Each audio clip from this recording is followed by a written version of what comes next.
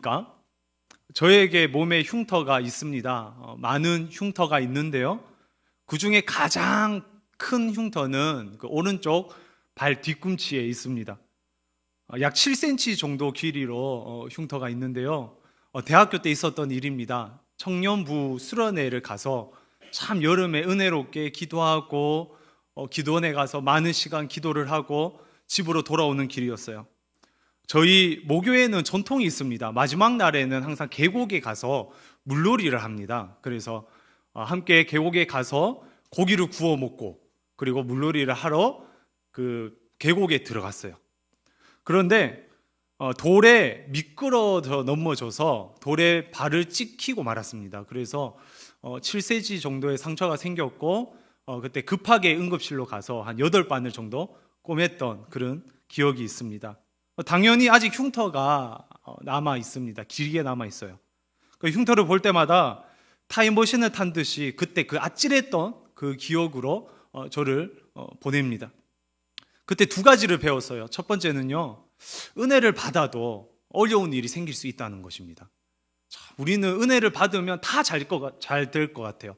일도 다 잘 해결되고 자녀들도 잘 되고 직장도 잘 될 것 같습니다. 그런데 은혜를 받아도 어려운 일이 생길 수가 있습니다.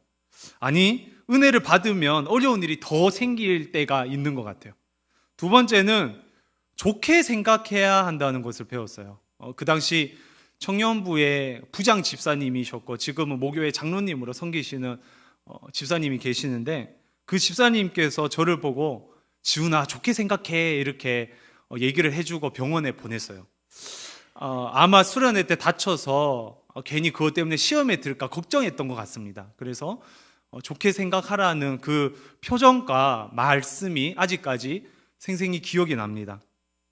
그래서 계곡에 갈 때는 항상 저는 신발을 신습니다.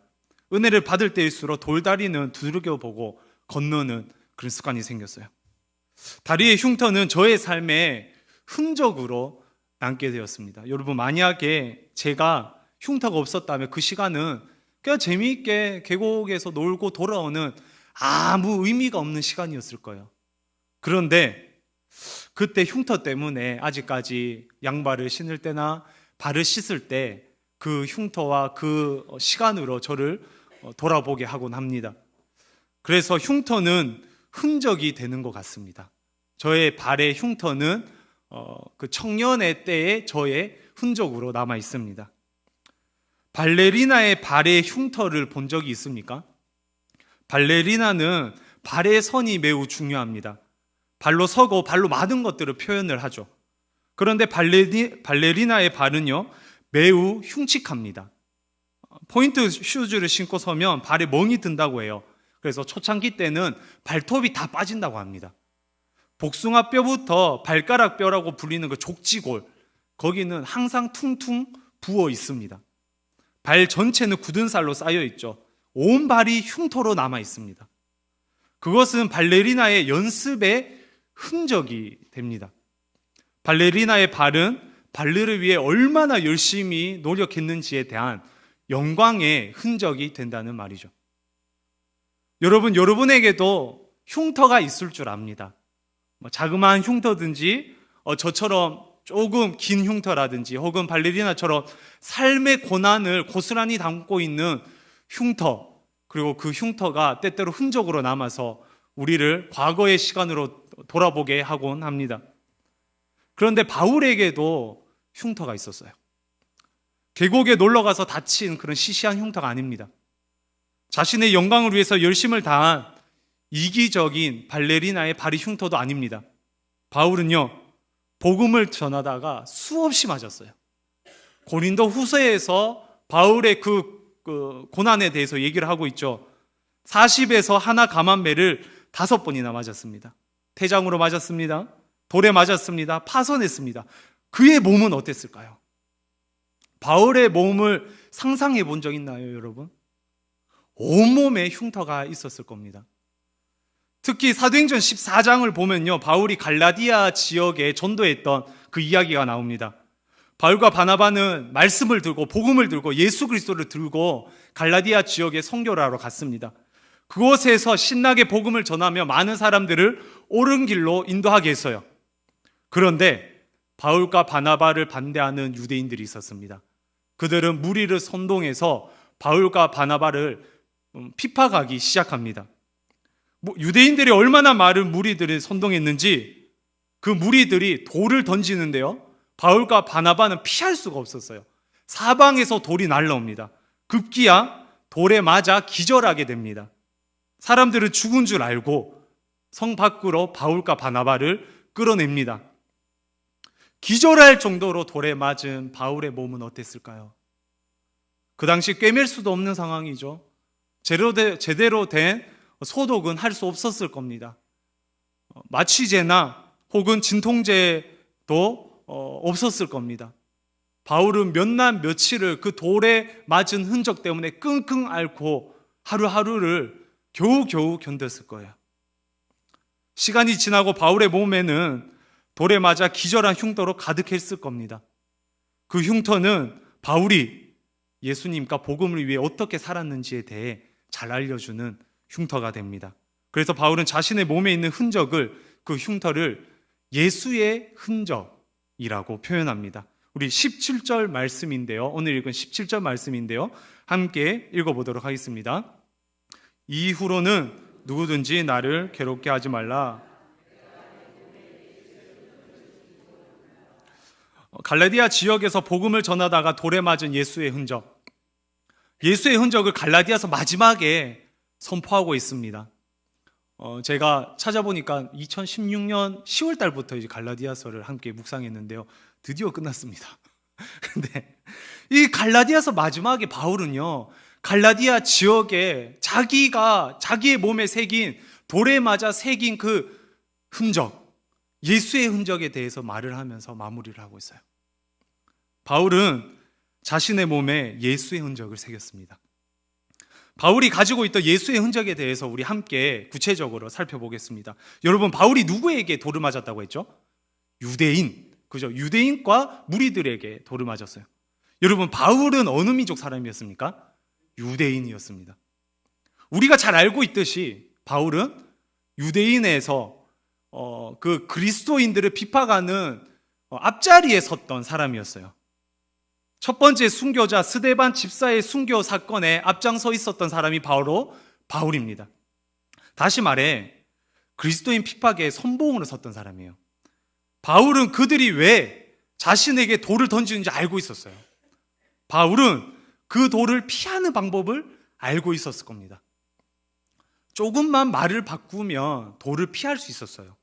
조금만 그들과 대화하고 타협하면, 소위 말해서 거짓말하면 그 돌을 안 맞을 수 있었어요. 그럼에도 불구하고 그는 그 돌을 피하지 않습니다.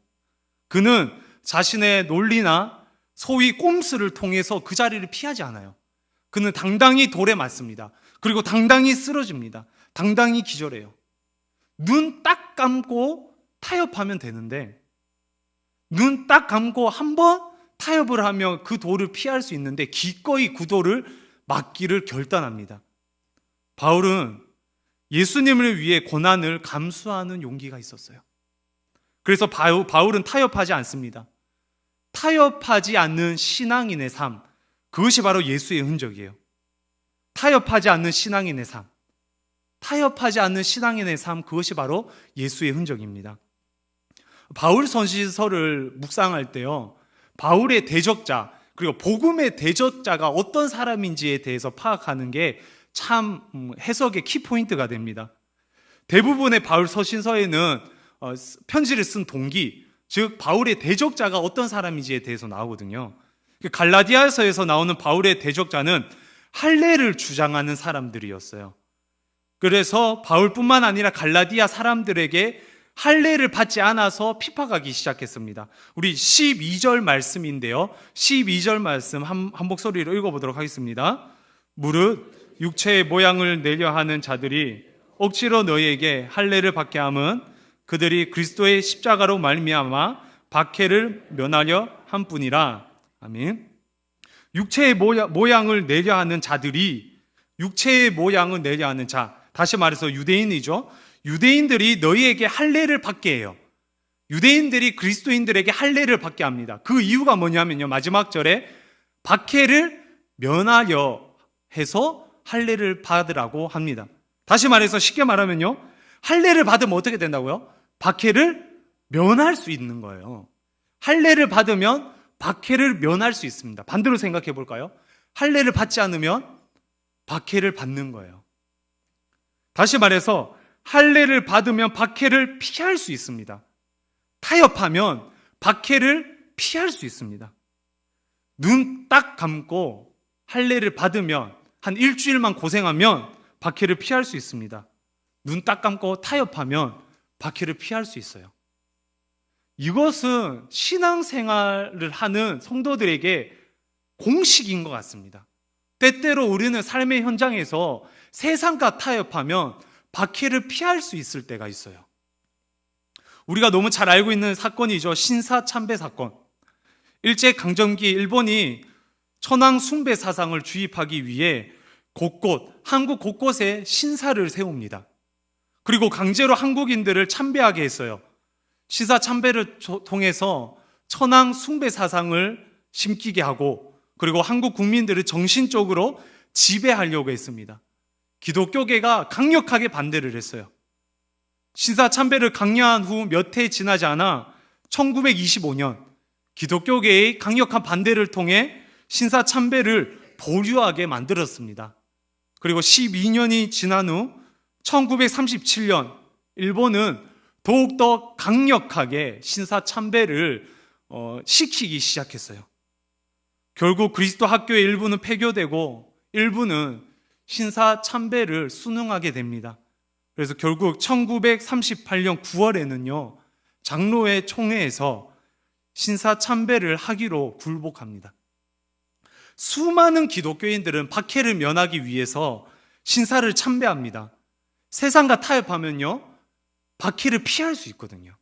세상 사람들하고 비그리스도인하고 유사하게 살아가면 박해를 피할 수 있습니다.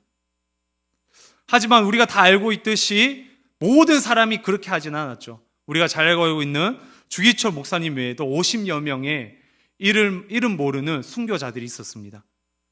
투옥대 그리스도인들이 대략 2,000여 명이나 된다고 합니다. 그들은 고문을 당하면서 감옥살이를 했습니다. 200여 개의 교회는 신사 참배를 반대했다는 이유로 폐쇄당하고 맙니다. 그들은 순간의 박해를 피하기 위해서 참배하는 어리석은 행동을 하지 않았어요. 자신의 몸에 흉터가 남아도 복음의 자리를 굳건하게 지켰습니다.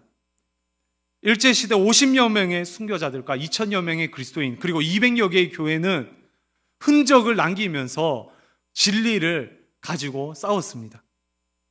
얼마나 많은 고문들이 있었을까요, 여러분? 들어본 적이 많으시죠? 어떻게 그들이 고문을 당했는지. 그들은 수많은 고문을 당했어요. 온몸에 흔적이 남았을 겁니다. 분명히 눈 딱 감고 경례 한 번만 하면 피할 수 있는데, 그럼에도 불구하고 기꺼이 예수님을 위해 고통을 감수합니다. 몸에 흉터가 남고 상처가 나고 심지어 목숨까지 앗아가는 박해였습니다. 그럼에도 불구하고 타협보다는 예수의 흔적을 기꺼이 선택합니다. 여러분, 저와 여러분의 삶의 현장은 어떤가요? 일주일의 삶을 돌아봅시다. 아니, 지난 3일간의 삶을 돌아봅시다.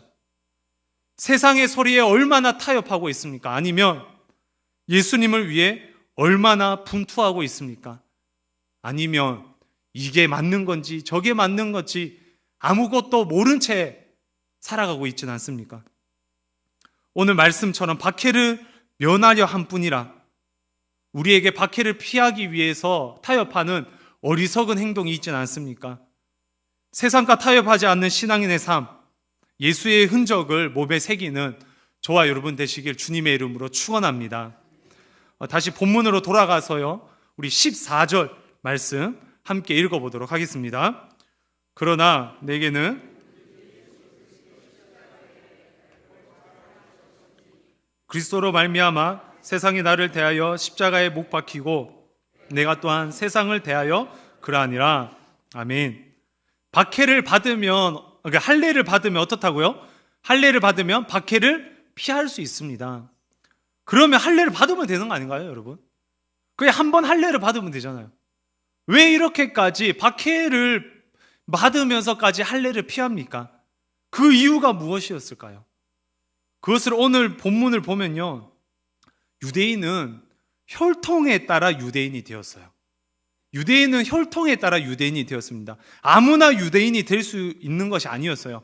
아빠가 유대인이어야 했습니다. 할아버지가 유대인이어야 했습니다. 증조 할아버지가 유대인이었어야 됐어요. 혈통에 따라 유대인이 되었습니다. 그래서 혈통에 따라 할례를 받았어요. 다시 말해, 유대인은요, 할례가 자랑거리였습니다. 나 이런 가문의 사람이야 라고 자랑하는 것이 바로 할례였습니다. 유대인에게 할례는 자랑이었습니다. 마찬가지예요. 비그리스도인에게도 참 자랑거리가 많습니다. 자기 자랑, 자녀 자랑, 학벌 자랑, 그리고 자기가 소유하고 있는 것들을 마음껏 자랑합니다. 하지만 그리스도인은요, 혈통을 자랑하지 않습니다. 따라서 할례를 자랑할 필요도 없습니다. 그리스도인은 돈이나 명예나 자기의 공로, 자기가 가지고 있는 것을 자랑하지 않아요. 오직 예수님만을 자랑합니다. 14절 상반절 말씀이죠. 그러나 내게는 우리 주 예수 그리스도의 십자가 외에 결코 자랑할 것이 없으니 라고 얘기합니다. 할례를 자랑하는 것이 아니라 소유를 자랑하고 내가 가지고 있는 어떤 것을 자랑하는 것이 아니라 예수 그리스도의 사람들은요, 우리 주 예수 그리스도의 십자가만을 자랑합니다. 그것이 바로 그리스도인입니다. 그리스도로 말미암아 세상에 나를 대하여 십자가에 못 박히고 내가 또한 세상을 대하여 그러하니라.